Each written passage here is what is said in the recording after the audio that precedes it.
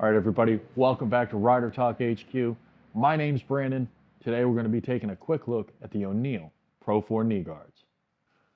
They come in this little nylon web packaging. Not really a lot to talk about, but it's nice to be able to keep them together and not have to worry about strapping them to themselves.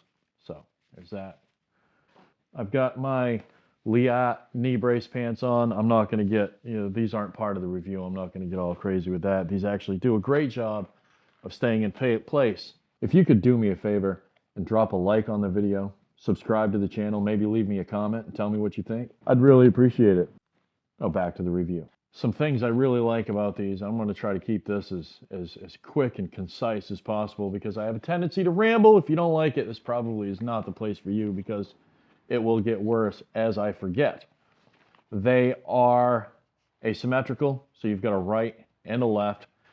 They articulate well, they move well. They've got a nice lock when it comes to being in the open position. It doesn't really act as a knee brace, mainly because of the elasticity of the straps themselves, but it does work. As far as them going on the knee, you put it on. I have big calves, which helps a lot, so I'm able to use the upper strap as kind of a stay. Once you have them set, they stay in place.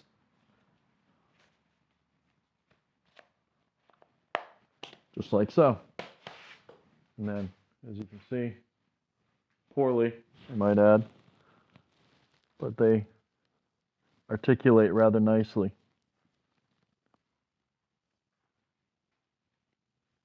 I have an issue of hyperextension with my knees. I was in the Army, jumped out of airplanes. And I also have an issue of I have relatively large thighs and relatively large calves. So what happens with me, with a lot of knee guards, this strap that goes on my thigh doesn't stay up here where you'd want it to. It migrates down, and it ends up down here, and it ends up causing something like that to happen. Now, I will say this.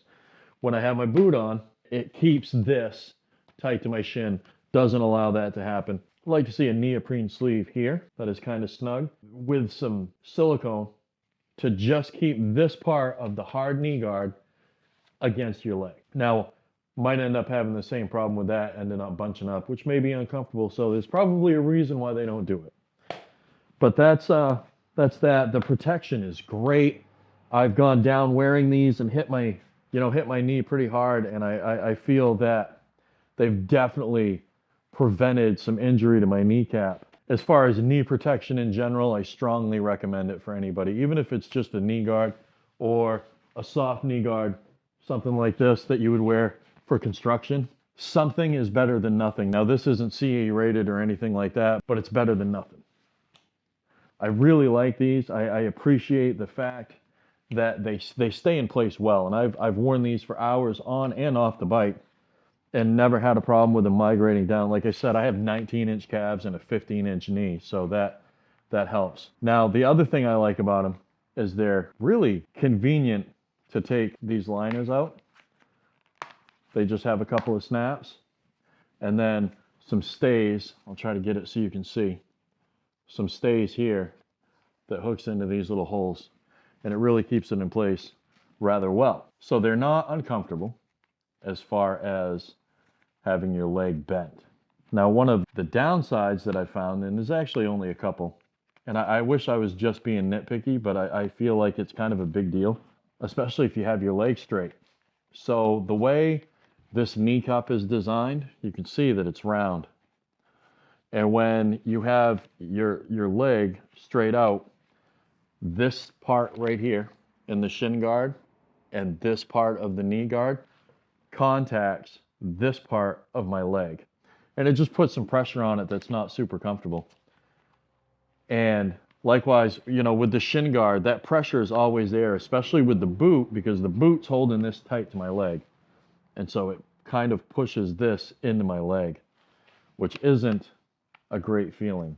But, it's a trade-off. The chances that you're going to find something that is perfectly comfortable and has no spot that seems like it could be improved is pretty slim.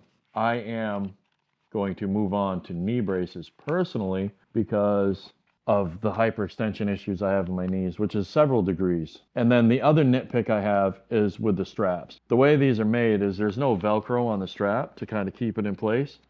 So when you hook this down, when you stretch it out to go around your leg, this doesn't stay up. Okay. So when you stretch it out and when you come back, it does that, and it's bunchy and it's terrible.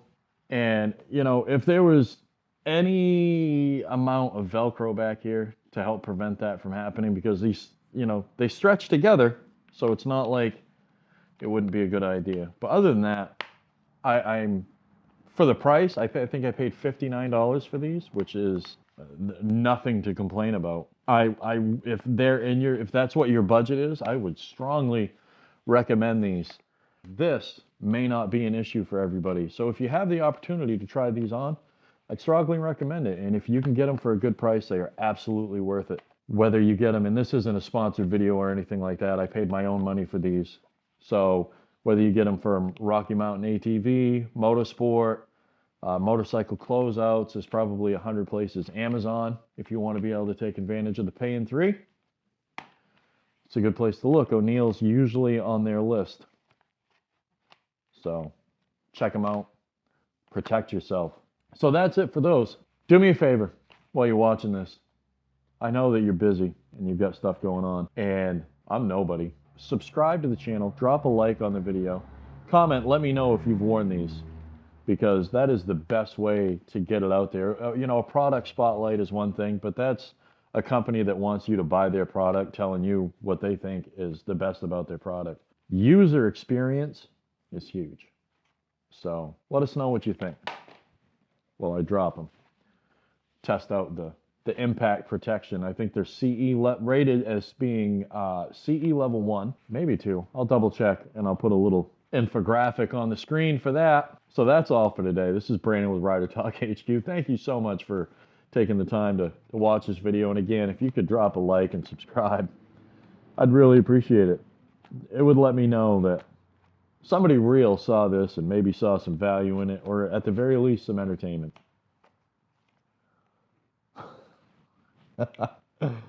Oh, get out there and ride. Do something today that you put off yesterday.